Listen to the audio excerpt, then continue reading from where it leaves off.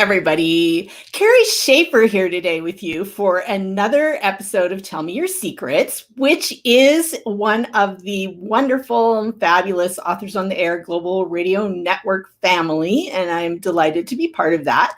Today, I have a fantastic guest for you. She is so much fun. She has a Facebook group that is just like, well, it's camp. It's called Kemp, and it's like camp for authors. So readers and authors and people and book people and everybody to have fun.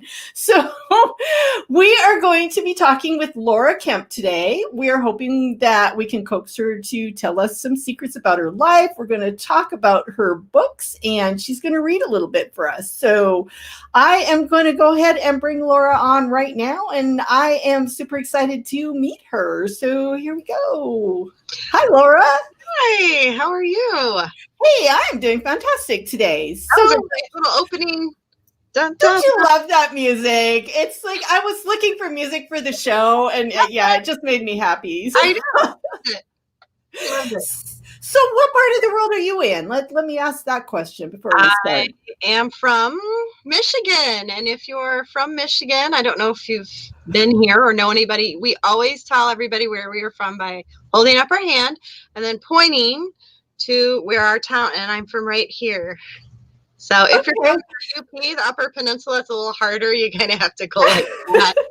And then if you're listening to this later on the podcast, I'm sorry, but you can just imagine that there are hands in the air all over the place right now, and it's okay. You're not missing anything horrible. So Kimberly is here. Kimberly says she's from Ohio. Hi, Kimberly. We're happy to have you.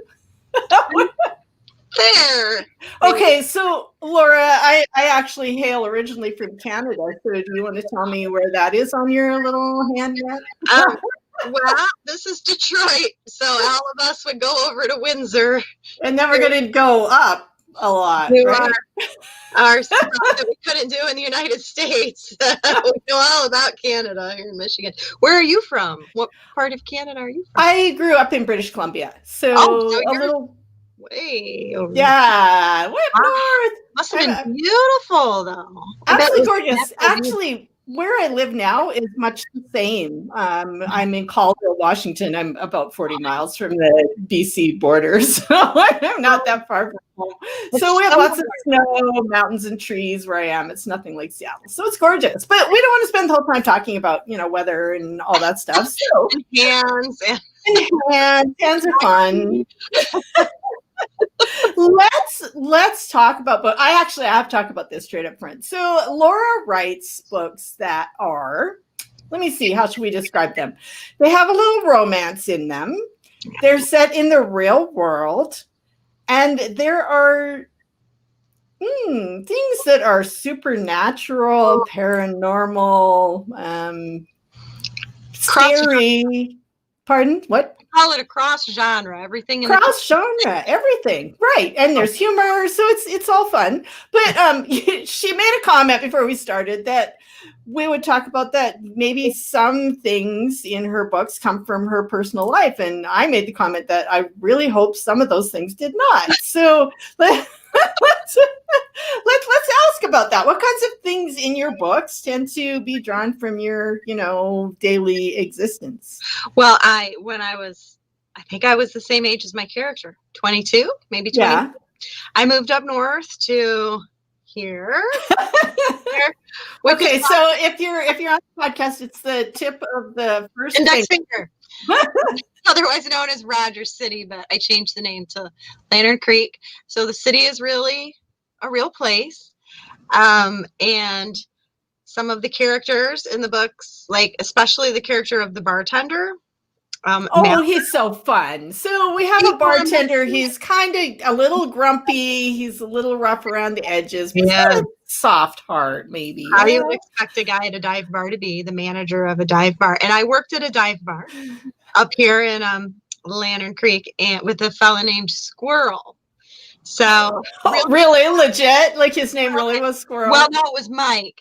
But for somehow he had a brother named I think Tom, and his name was Worm. So we had Worm and Squirrel, the two brothers that would always hang out at this bar. And because Squirrel would come behind the bar and pretend like he owned it, even though he didn't own it. He was just a customer. He would get his own beer, and the owners pretty much let him do whatever he wanted. So I based Mallard on this character of Squirrel. I think that's why I had such a wonderful time writing that character. Oh, sure. He had such a fun, and he treated me just like Mallard treats Justine in the book. He was sweet, but he was he was a jerk, but he was, So, I guess that's a secret, that he's based on a real person. And there's actually a bar fight in my first book where Justine kind of fights off some roughnecks who come in. Does. But in real life, that really happened to me. I really was working late, and 3 creepy guys came in, and I was like, oh, how am I going to get rid of them? They won't leave. And Squirrel was the one who actually kind of saved me. So you did not develop superpowers and fight these guys off at the start fighting off these guys. Squirrel just came in and told him to get out. And good for him. They knew him, and they left. So it would have been a better story if you had totally kicked their asses. I'm just saying. I know it would have, wouldn't it? Right. I like it. So we have a couple new people. Hi, CM Santoro from Philadelphia, and we've got Amy is here. Hi, Amy. Hi. I'm glad you're here. So I should tell you at this point that Laura has generously offered to give away a copy of her book to somebody who comments today. And I'm just going to choose that person kind of randomly as we go. So the more you comment, the more your name is going to be in front of my eyes, and the more likely you are going to be to get to choose one of these books. Choose whichever one, although, it's a series, so. Yeah, but I'm just thinking if they're your fans and they've already read the first one, then they might want the second one. So it might be, I don't know. I don't know if the second one would be considered a standalone. It could be, but you might. Yeah, you want to start at the beginning because you've done this beautiful world building. So let's talk about Lantern Creek, because I love Lantern Creek, and it's based on a place where you've lived. Yeah. So Lantern Creek is it's this wonderful small town, and there's a lake and a big lake. Yeah. A big lake. Lots of stuff happens in the lake. And there's mysterious things. So our main character in the first book comes looking for her father, who left her and her mom when she was very young. And she finds things. We don't want to give away too much here. But she finds very unexpected connections. Yeah. And that maybe she has some gifts that she didn't know about. And Lauren has also volunteered very nicely to read to us. And we were talking about which book she should read the first, it's like choosing a part from. How do we decide? So we were kind of going to flip a coin. I can't flip a coin. Kimberly says, I always start a new author with the first book, which is always, sometimes good. Although I've been writing books for a long time, and I'm not sure I want you to start with my first book, because they all get better as we go along. But that's okay. Just forget that. We'll just forget that one. Why don't we have you read from the first book, since you're introducing people to your work? Kimberly says, first book, please. So okay, we have an opinion. Are you ready for me too? I am. So let's show the books first for people who are here looking. Let's here's the first book, which is Evening in the Yellowwood. Yep. And then this one is, it's kind of shiny, so it's hard to see, but it's snow in summer. It's shiny like snow in summer. I have a light lamp right here, so it shines brightly on my cover. Speaking from snow, we have somebody here. Sharon's from Minnesota, so she knows about snow. And if they're getting snow, I'm so ready for. I love snow. I don't know. I have snow. You love snow. Oh, I have snow. Oh. I'm so jealous. This time of year, I'm just so excited and ready for snow. So I watch out my window. Is it gonna stick? Is it gonna snow? And is it gonna stick? So, yeah. Oh, there's Jennifer. She's a camper. Hi, camper Jennifer. And we have a bunch of people saying first book. Start at the beginning. So, all right. So let's get right to that. You've chosen my favorite child. Okay. This is a prologue, and it's just kind of setting the scene for yeah, the rest of the book. It's Right. about 3 pages. Yeah, okay, we can do 3 pages. I usually say 1 page, but we'll stretch the rules today. Let's do her. Okay. It was Tuesday afternoon, the sun hot on my pink shoulders as I sat dangling my feet in the shallow end of the community pool. My friend Sherry was by my side when I saw Mom, her face pinched in the unforgiving light. "We need to go," Mom said as she reached down to pull at my elbow. Instead, she came away with the strap of my blue bathing suit. I muttered under my breath, reached up to swat at her hand in pubescent embarrassment. Suppose it slipped off and revealed what God had barely given me. What would Jake Jones, my current crush who was doing backflips off of the diving board, think? I didn't move. "Justine," Mom hissed, and my friend made a face, rolled her eyes, and got slowly to her feet while slinging her towel over her shoulder. "What's the rush?" I asked, annoyed, thinking I would make her pay later for being so pushy by refusing to do homework or take out the trash, stink up the place. "You'll see," she snapped, and something inside of me took notice. I shut my mouth before I made things worse and grabbed my flowered terry cloth towel, keeping 3 paces behind as we walked towards our brown Pontiac. I got in the back seat and slammed the door. The radio was bleeding white noise as my friend gave me the look that said I'd better call later with the scoop as we pulled up outside her split-level house.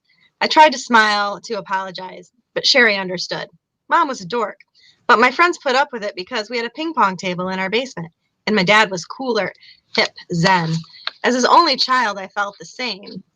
I looked at Mom, wondering why a man who had tied inner tubes together with fishing line and swam with me to the middle of Tamarack Lake had married someone so uptight, realizing moments later I wouldn't be here if he hadn't seen something in her that I didn't. "Bye," Sherry called over her shoulder, and then the exaggerated wink. "Call you later." I knew she would, and that Mom would want to know what we were talking about, and that Dad would sit eating his chili supper and wonder about other things, sometimes so far away I couldn't touch him, even though we sat side by side. We pulled into our own driveway 5 minutes later. I sat in the back seat, sullen and staring outside at the dappled sunlight on our cracked cement until Mom finally turned to me. "It's your dad." "So now he belonged to me?" "What about him?" I shrugged. "He's not here." "I know that," I answered in a surly tone. "Dad always took off for the woods when we went to the pool. He said he couldn't stand the crowds or the smell of chlorine." "I mean, he's gone." She paused. "Really gone?" My eyes darted toward the garage. The door was up. Dad's spot was empty. "Where'd he go?" "That's just it." Mom put a hand to her face, touched her index finger to the bridge of her nose, and I hated that she left me hanging. "Mom," I asked, wanting her to answer quickly so I would know how to feel, "where's Dad?"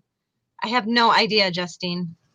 I tried to make sense of what she'd said, even as my breath hitched in my chest.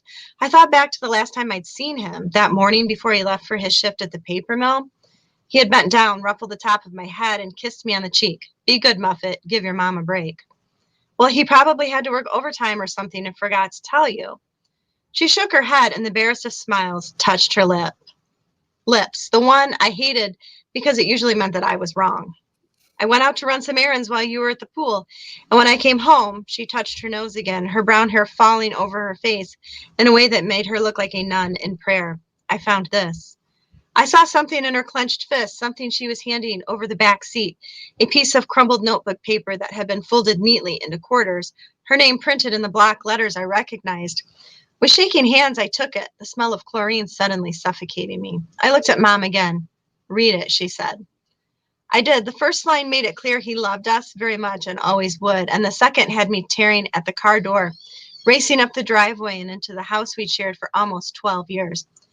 I can't tell you why I had to leave or if I'll ever be able to come back. I made it to the front door, yanked it open, and fumbled with the hook and eye latch on our screen. The painting in the studio just sold. Put the money toward Justine's college. It would be better if you don't try to find me. I ran upstairs to his bedroom and threw open the closet door.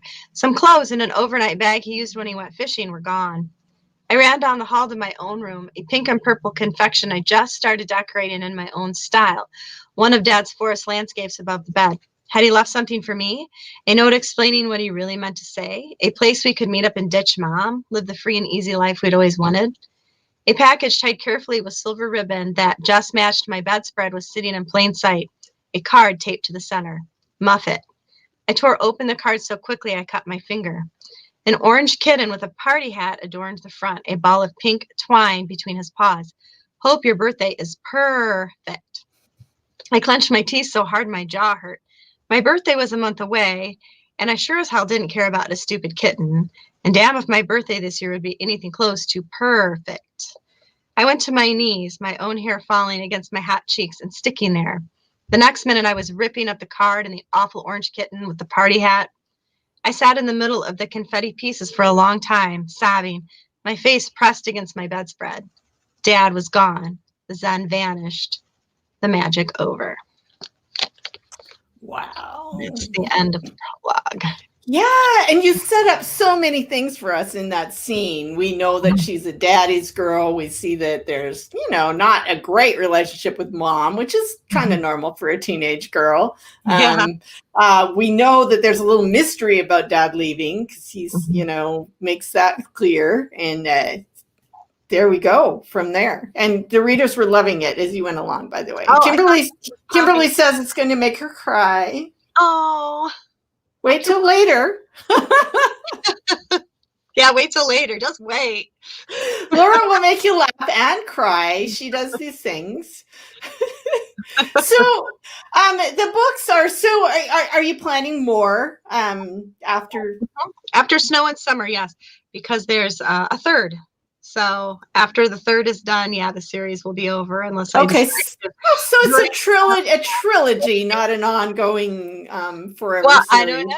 I love these characters so much. Who knows if I'll let them go ever? Really let them go? I might not. Right, because we should also probably mention Dylan. Yes, Dylan. I love Dylan. Dylan, yeah.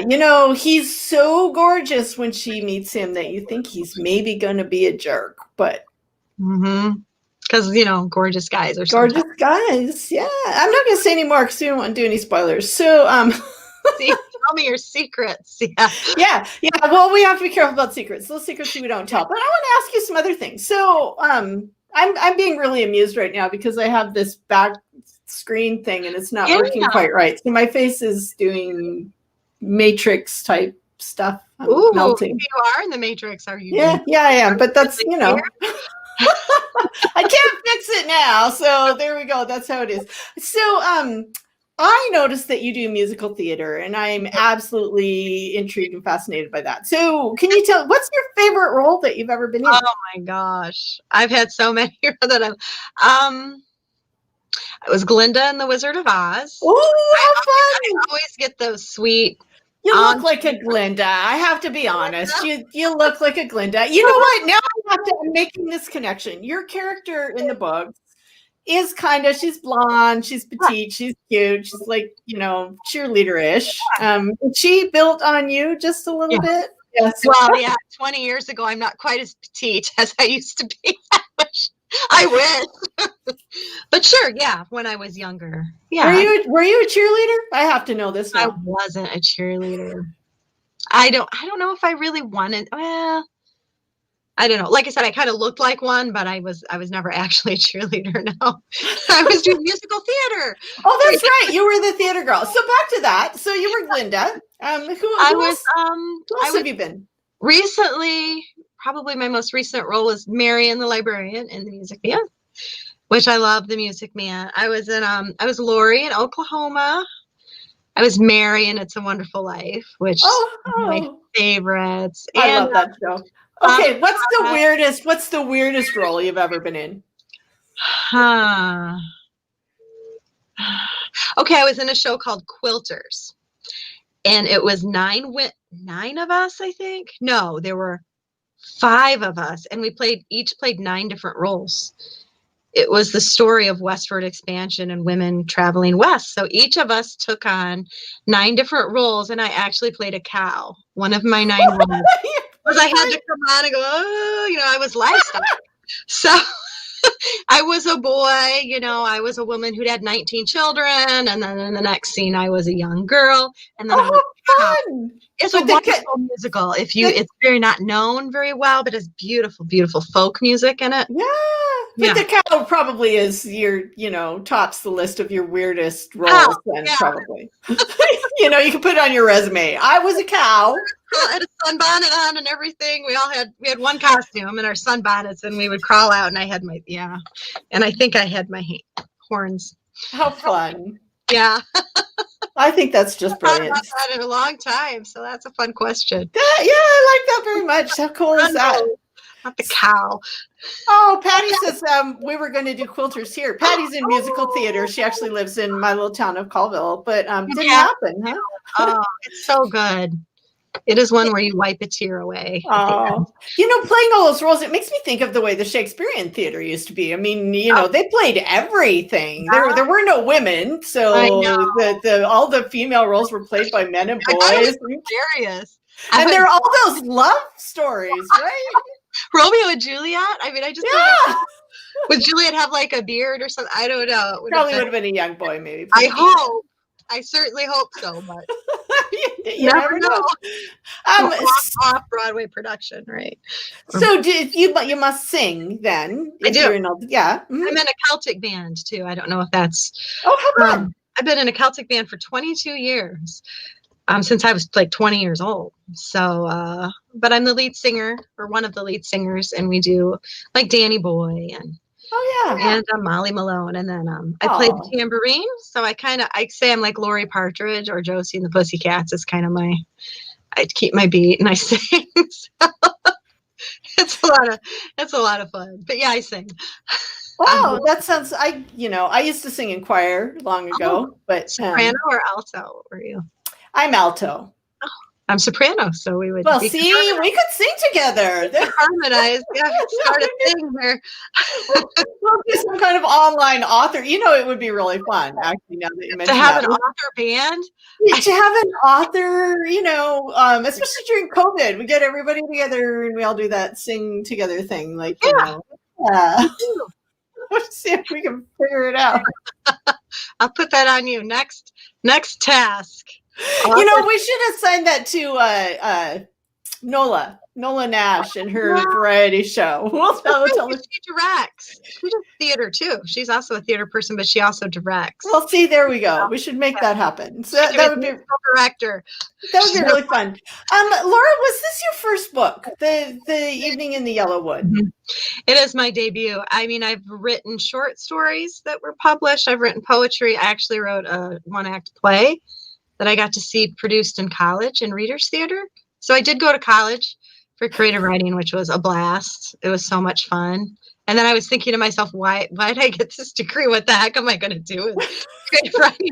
I guess I better write a novel. There you go. And your writing is beautiful. I asked because it doesn't really, sometimes debut novels are a little not quite there yet, and yours is there. So thank you. That's quite a compliment. Thank you. You're welcome. Kimberly says you are multi-talented.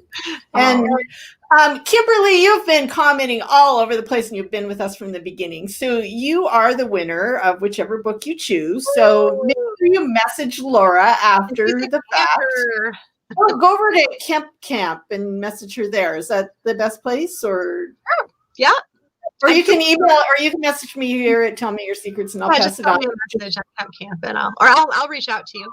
Yeah. Okay. I can remember that.